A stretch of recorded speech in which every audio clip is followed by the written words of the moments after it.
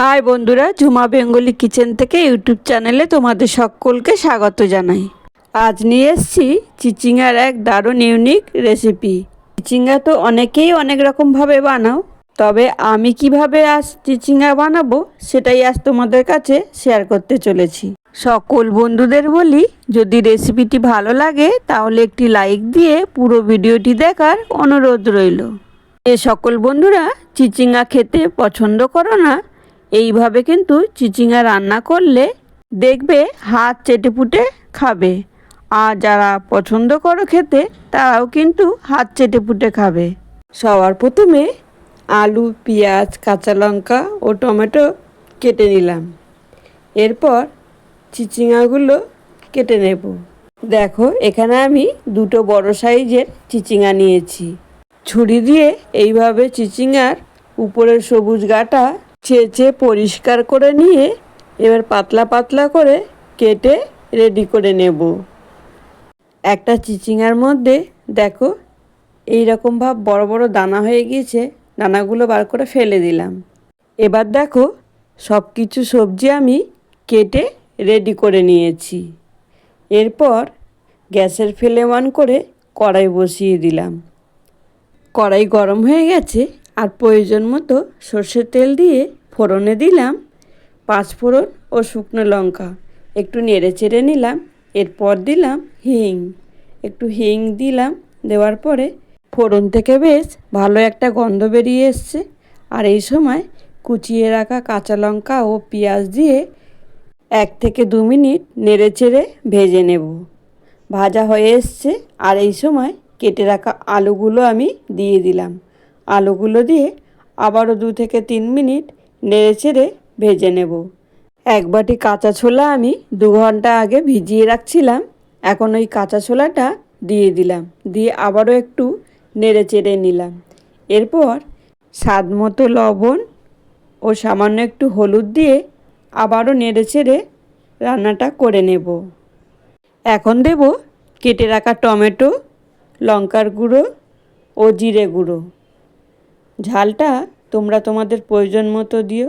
আমি এখানে কাঁচা লঙ্কাও ব্যবহার করেছি, সঙ্গে গুঁড়ো লঙ্কাও ব্যবহার করেছি। তোমরা চাইলে গুঁড়ো লঙ্কা নাও দিতে পারো। এবার আমি মশলাটা ভালোভাবে কষিয়ে নেব। মশলাটা কষানোর সময় অফ ক্যামেরায় সামান্য একটু জল আমি দিয়েছিলাম। এখন দেখো মশলাটা প্রায় কষানো হয়ে গেছে। এই সময় কেটে রাখা চিচিঙ্গাগুলো দিয়ে আবারও ভালো করে নেড়ে চেড়ে গ্যাসের ফ্লেম মিডিয়ামে রেখে একটা ঢাকনা দিয়ে ঢেকে দিয়েছিলাম। দেখো চিচিঙ্গাগুলো কতটা কমে গেছে। ঠিক এইভাবে আবারও নেড়ে চেড়ে ঢাকনা দিয়ে আমি ঢেকে দেব।